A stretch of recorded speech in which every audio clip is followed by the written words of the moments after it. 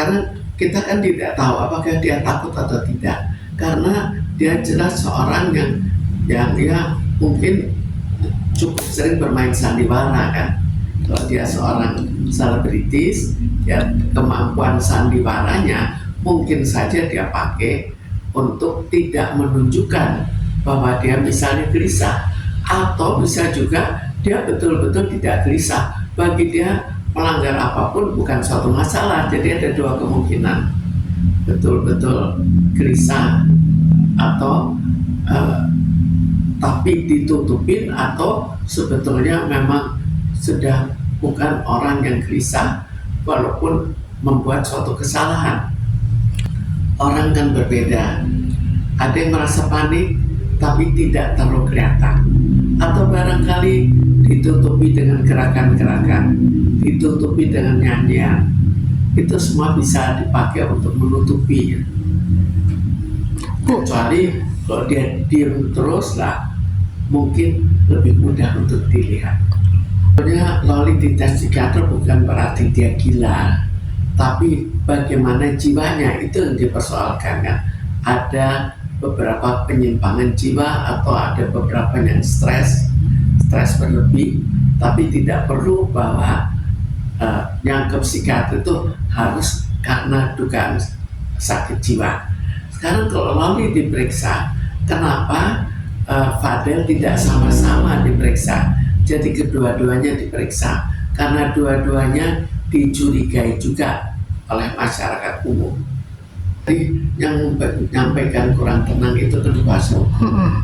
Sebetulnya ke kuasa hukum itu tidak ada kebiasaan untuk kuasa hukum dicek kejiwaannya, karena kita lihat cukup banyak kuasa hukum yang bisa melakukan tindakan-tindakan aneh, tapi belum pernah ada bahwa kuasa hukum diminta untuk dinilai jiwanya.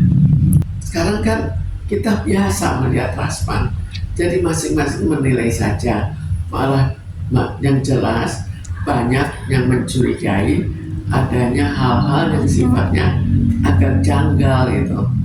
Tapi ya itu penilaian masing-masing. Walaupun memang kalau kita lihat tidak sebagaimana biasanya seorang pengacara. Nah, cuma tadi Fadel memastikan kan satu kan dia habis di transport tadi dia dance ya, dan dia kayak gak ada beban. Kalau dia sempat meyakinkan Loli ya kita akan bertemu kembali lagi gitu. Dia kayaknya yakin banget gitu, dia gak bakal bebas ya, maksudnya bakal selamat dari jerat hukum. Padahal katanya yang di sana juga udah punya bukti gitu. Jadi saling adu bukti itu menurut Ibu Fadel tuh seperti itu. Sifatnya kayak gimana sih, kok kayak santai banget gitu loh. Ya karena itu jadi sifat santai itu bisa saja dia betul-betul santai, bisa juga dia tidak merasakan itu sebagai suatu kesalahan, bisa juga itu kebiasaan dia, kalaupun ada kesalahan tidak sampai kelihatan, jadi tidak menilai sesuatu itu secara serius. Jadi dia kayaknya menganggap ini hal yang sepele gitu.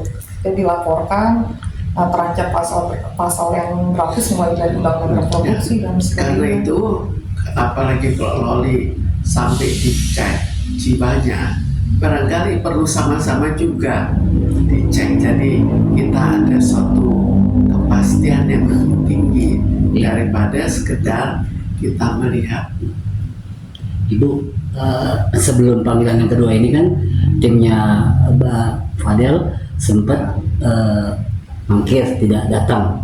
Nah, namun yang kedua ini dia datang akhirnya bisa pulang karena diprediksi 80% Fadel itu harus masuk bui pakai baju orange pas keluar. Ternyata tidak. Dengan ekspresi dia senang, bangga, apakah itu cuma kamuflase, Bu?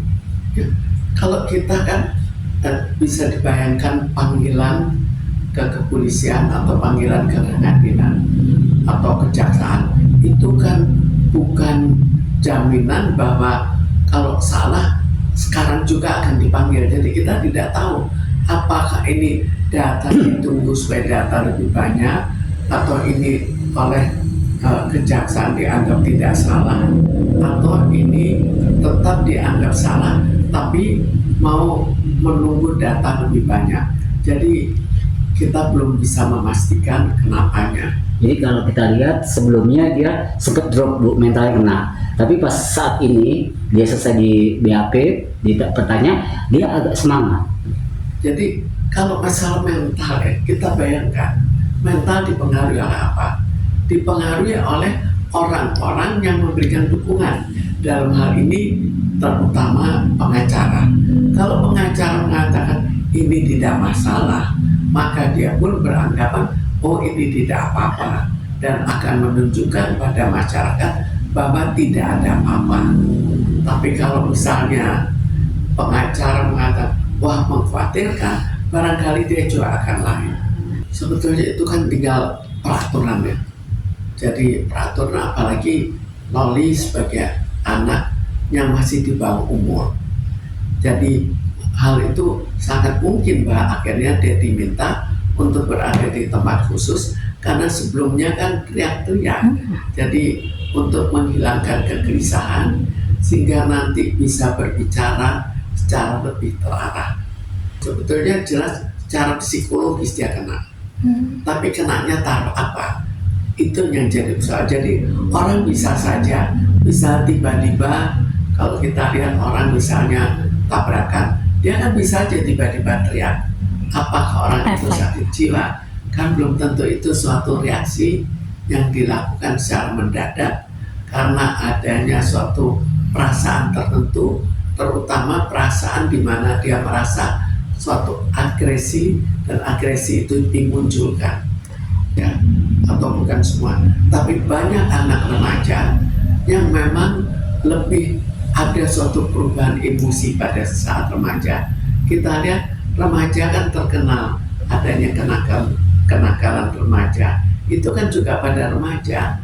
Kenapa? Karena pada saat remaja ini terjadi perubahan-perubahan di mana bisa saja dia bersikap emosional dan lebih sering bersikap emosional dibandingkan dengan anak-anak atau orang-orang dewasa. Itu suatu hal yang biasa. Lalu ada suatu emosi yang tercetus. Nah, bisa saja hal itu membuat suatu ledakan tersendiri. Melihat Rasman yang sebenarnya berpihak pada logika, Rasman itu kan tadi saat Rasman malah menyalahkan anak tidak mungkin kayak gitu, yaitu adalah tanggung jawab ibunya. Kenapa? Jadi kata tidak bisa 100% menyalahkan anak. Sebetulnya sampai seberapa jauh sih ini yang kadang-kadang sulit. Sampai seberapa jauh anak salah karena orang tuanya yang salah mendidik, atau orang tuanya mendidik secara salah, tapi ini salahnya lebih besar lagi. Jadi itu ada reaksi antara orang tua dan anak. Tapi bisa juga dia bereaksi lebih daripada seharusnya, bisa juga dia bereaksi kurang daripada seharusnya.